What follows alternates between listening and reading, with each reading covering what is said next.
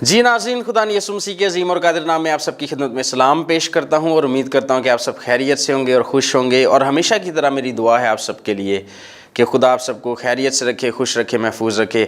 آج کا دن بہت اسپیشل ڈے ہے، بہت اسپیشل دن ہے، اور آپ سب اس بات کو جانتے ہیں کہ کیوں یہ دن اسپیشل ہے۔ اس لیے کیونکہ آج کے دن خدا یسوع مسیح اس دنیا میں آئے تاکہ ہمارے لیے، نسل انسانی کے گناہوں کے لیے کفارہ دے سکیں، اور اس لیے ہم سب اس دن کو سیلیبریٹ کرتے ہیں۔ تو اگرچہ آپ بہت سارے سرمن سنتے ہیں اس دن، اس موضوع کے اوپر، کرسمس کے اوپر بہت سارے سرمن سنتے ہیں، کئی خدام سے سنتے ہیں، اور یقیناً بہت عظیم خدام ہے خدا کے جو بہت اچھے طریقے سے خدا کے کلام کو آپ تک پہنچاتے ہیں۔ تو آج جو ہے ہم چند بنیادی باتوں کو سیکھیں گے، اور اس کے لیے جس حوالہ کی میں تلاوت کروں گا کلام مقدس میں سے وہ ہے فلپیوں کا خط 2 باب، اس کی 5 سے 11 آیات۔ اور اس میں ہم جانیں گے کہ خدا یسوع مسیح جو ہیں، جو مجسم خدا ہے، جب ہم کہتے ہیں کہ وہ مجسم خدا ہے تو اس کا مطلب کیا ہے، آج ہم یہ سیکھیں گے۔ تو کلام مقدس میں یوں مرقوم ہے، ویسا ہی مزاج رکھو جیسا مسیح یسوع کا بھی تھا۔ اس نے اگرچہ خدا کی صورت پر تھا، خدا کے برابر ہونے کو قبضہ میں رکھنے کی چیز نہ سمجھا، بلکہ اپنے آپ کو خالی کر دیا اور خادم کی صورت اختیار کی، اور انسانوں کے مشابہ ہو گیا، اور انسانی شکل میں ظاہر ہو کر اپنے آپ کو پست کر دیا، اور یہاں تک فرما بردار رہا کہ موت، بلکہ صلیبی موت گوارا کی۔ اسی واسطے خدا نے بھی اسے بہت سربلند کیا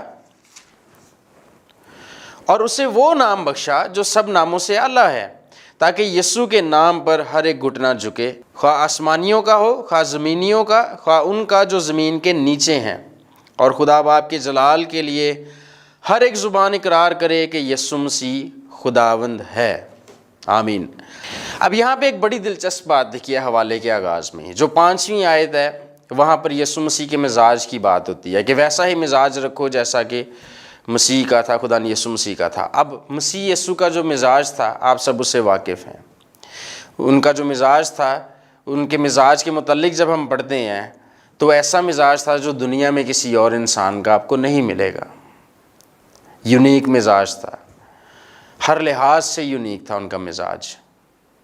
اور پھر آگے جب بات شروع ہوتی ہے تو بتایا جاتا ہے کہ اصل میں وہ تھے کون، وہ ہیں کون، اور 6 آیت میں لکھا ہوا ہے، اس نے اگرچہ خدا کی صورت پر تھا، خدا کے برابر ہونے کو قبضہ میں رکھنے کی چیز نہ سمجھا۔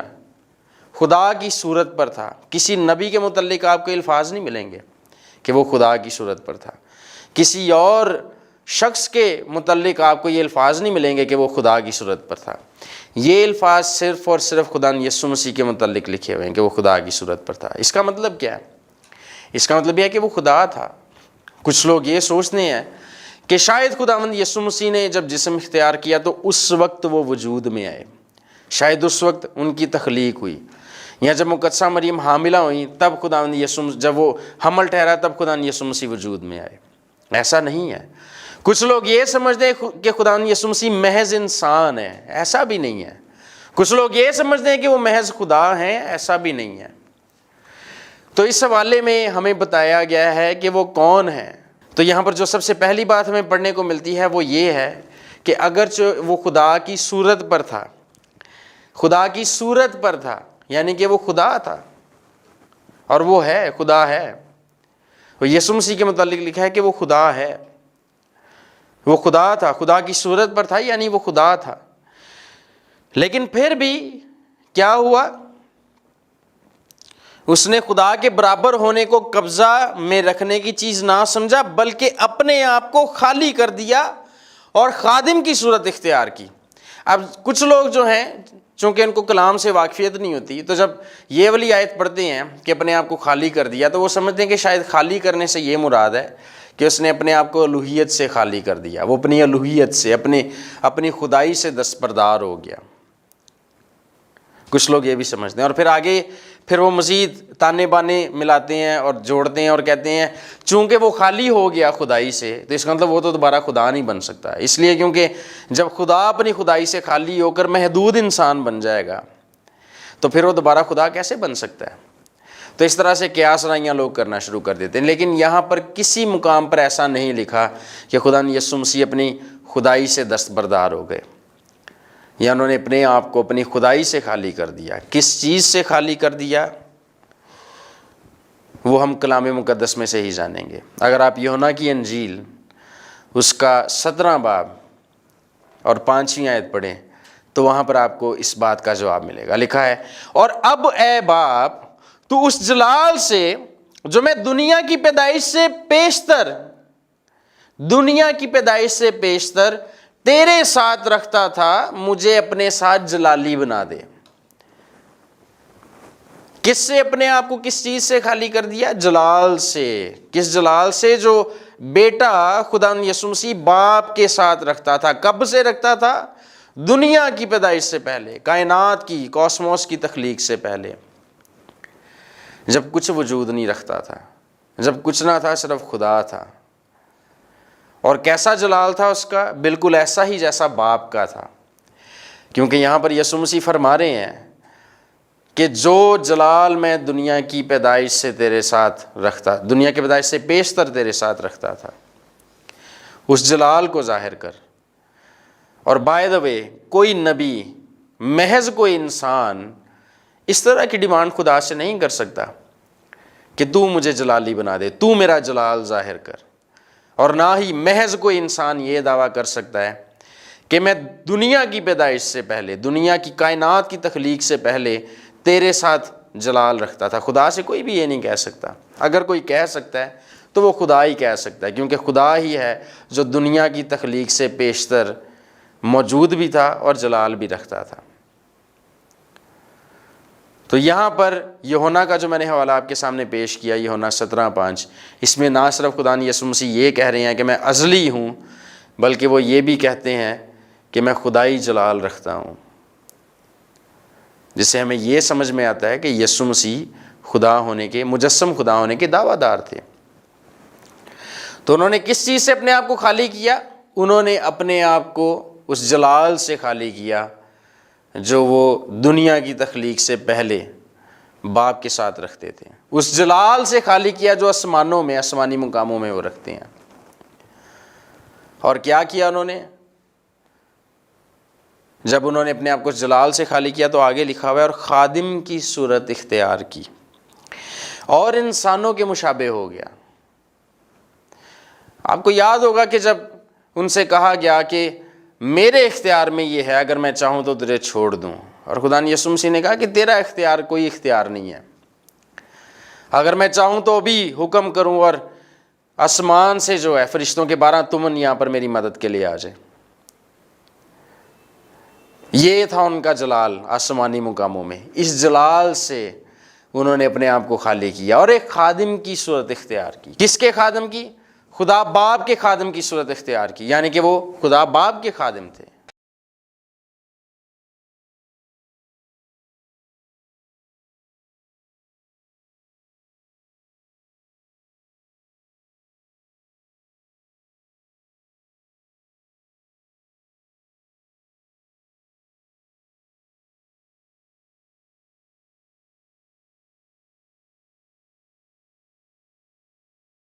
بلکہ شاگردوں کے بھی جب انہوں نے پیر دھوئے تو اس میں بھی آپ دیکھیے انہوں نے بڑی خاص بات کہی، جو اس کا لب لباب ہے وہ آپ کے سامنے میں رکھتا ہوں۔ انہوں نے شاگردوں کے پیر دھوئے اور ان سے کہا کہ تم اگر جانتے کہ میں کون ہوں اور میں نے کیا کیا تو تم حیران ہوتے، اس لیے کیونکہ خدا نے یسوع، پھر وہ ان سے کہتے ہیں کہ تم مجھے استاد اور خداوند کہتے ہو کیونکہ میں ہوں۔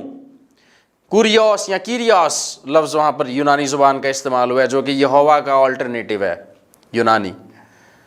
تو خدا نے یسوع مسیح کہتے ہیں کہ تم مجھے استاد اور خداوند کہتے، یہوہ کہتے، اور میں ہوں، اور دیکھو میں نے تمہارے پیر دھوئے، میں نے تمہاری خدمت کی۔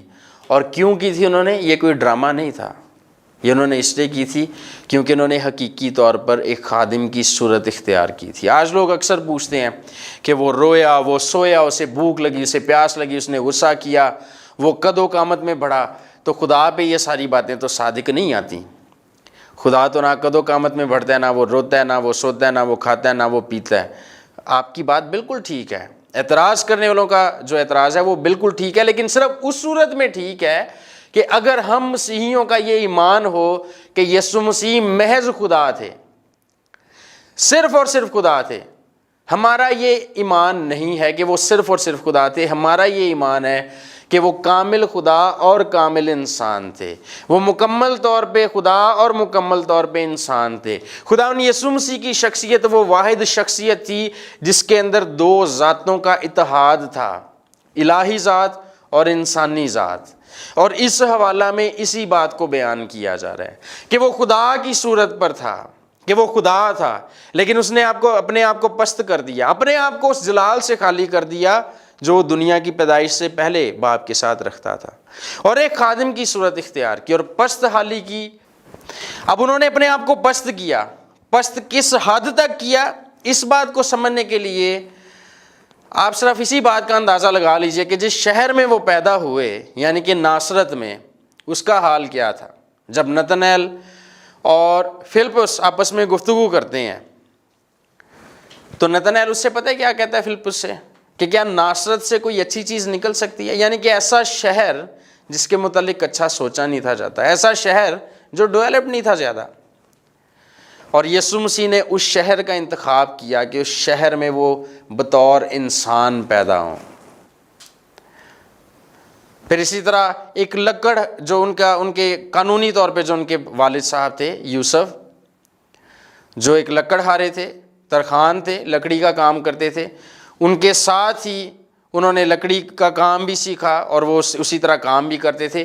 کوئی شاہانہ زندگی نہیں تھی ان کی، کیوں؟ کیونکہ انہوں نے اس جلال سے اپنے آپ کو خالی کیا تھا جو جلال وہ دنیا کی پیدائش سے پہلے باپ کے ساتھ رکھتے تھے، اور ایک پست حالی کی صورت اختیار کی، ایک خادم کی صورت اختیار کی، اپنے آپ کو پست کیا انہوں نے شاگردوں کے پیر دھوئے، انہوں نے صلیبی موت گوارا کی۔ اور تاریخ دان جو ہیں، مورخین جو ہیں، وہ کہتے ہیں کہ صلیبی موت اتنی بھیانک اور ہیبتناک موت ہے یا تھی کہ اسے ایک موت نہیں کہا جا سکتا، وہ کئی اموات کے برابر ہے۔ یہ ایسی بات ہے جسے قیاس نہیں کیا جا سکتا، فلی طور پہ ہم کمپریہنڈ نہیں کر سکتے، لیکن اس کی شدت کو ہم ضرور سمجھ سکتے ہیں کہ کتنی خطرناک وہ موت تھی۔ تو اس حد تک اپنے آپ کو پست کیا کہ انہوں نے صلیبی موت گوارا کی، اور کن کے لیے کی؟ ہمارے لیے کی۔ کن کے لیے کی؟ آپ کے لیے کی، میرے لیے کی، ہم سب کے لیے کی، تاکہ ہم ہمیشہ کی زندگی کے وارث ٹھہر سکیں، جیسا کہ کلام مقدس میں لکھا ہوا ہے یوحنا کی انجیل 3 باب کی 16 سے 18 آیات میں، کہ خدا نے دنیا سے ایسی محبت رکھی کہ اپنا اکلوتا بیٹا بخش دیا تاکہ جو کوئی اس پر ایمان لائے ہلاک نہ ہو بلکہ ہمیشہ کی زندگی پائے۔ جو کوئی بیٹے کو قبول کرتا ہے اس پر سزا کا حکم نہیں، لیکن جو کوئی بیٹے کو قبول نہیں کرتا اس پر سزا کا حکم ہو چکا۔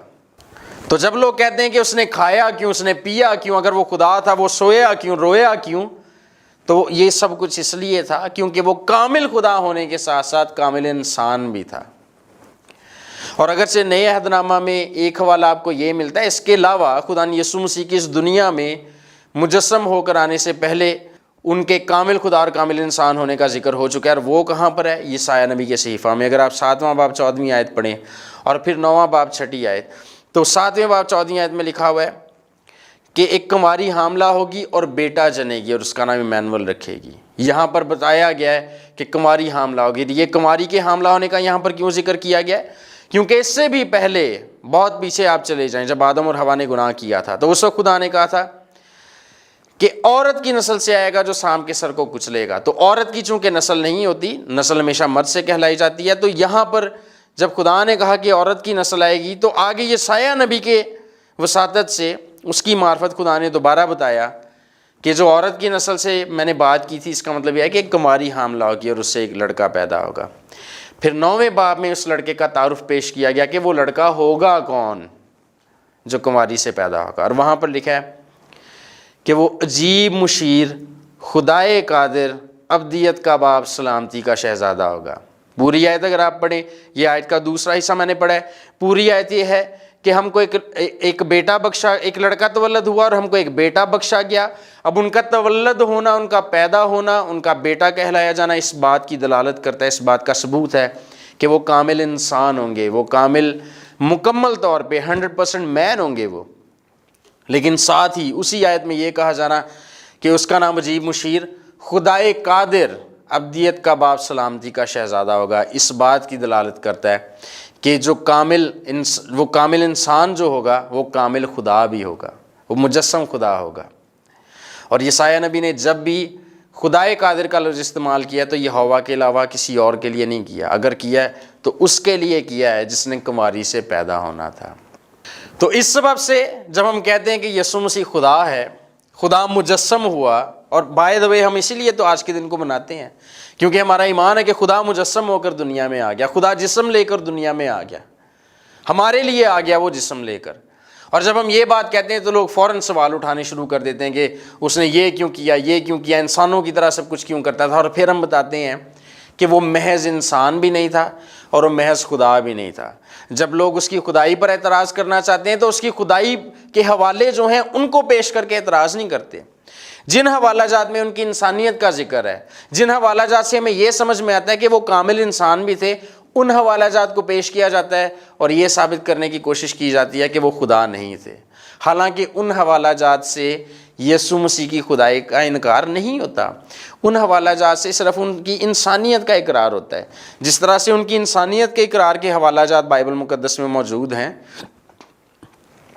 اسی طرح سے ان کی خدائی کے اقرار کے حوالہ جات بھی کلام مقدس میں موجود ہیں، لیکن چونکہ شیطان نے، ابلیس نے لوگوں کی عقلوں کو اندھا کر رکھا ہے، اسی سبب سے جن حوالہ جات میں خدا یسوع مسیح کی خدائی کا اظہار، اقرار اور اعلان ہے، ان حوالہ جات کو لوگ اگنور کرتے ہیں اور صرف انہی حوالہ جات پہ فوکس کرنا چاہتے ہیں جن میں ان کی انسانیت کا، کامل انسان ہونے کا ذکر ہے۔ جبکہ دیانتداری اس بات میں ہے کہ جب بائبل کو پڑھا جائے تو بالکل اس طرح سے پڑھا جائے جس طرح سے وہ لکھی ہوئی ہے، نہ کہ اپنی مرضی کے حوالے اٹھائے جائیں اور ان پر ایمان رکھا جائے۔ تو عزیزو، آج کا جو پیغام ہے فلپیوں کے خط میں سے جو ہم نے جس کی تلاوت بھی فرمائی، وہ یہ ہے کہ خدا یسوع مسیح مجسم خدا ہے، اور اس نے جب وہ مجسم ہوا تو انسانوں کی طرح اس لیے سارے کام کیے چونکہ اس نے خادم کی صورت اختیار کی تھی، کیونکہ وہ پست ہو گیا، کیونکہ وہ کامل انسان تھا، لیکن اس کا مطلب یہ نہیں تھا کہ وہ اپنی خدائی سے دستبردار ہو گیا۔ اگر وہ اپنی خدائی سے دستبردار ہو گیا ہوتا تو پانیوں پر نہ چلتا، کیونکہ پرانے عہد نامہ میں لکھا ہوا ہے، یہوہ کہتا ہے کہ میں پانیوں کی لہروں پر چلتا ہوں، اور یسوع مسیح نے پانیوں کی لہروں پر چل کر دکھایا۔ یسوع مسیح نے کہا، خدا نے کہا، یہوہ خدا نے پرانے عہد نامہ میں کہ میں آندھی اور طوفان کو حکم دیتا ہوں اور وہ موقوف ہو جاتے ہیں، اور یسوع مسیح نے آندھی اور طوفان کو بھی موقوف کر کے دکھایا، تھما کر دکھایا انہوں نے۔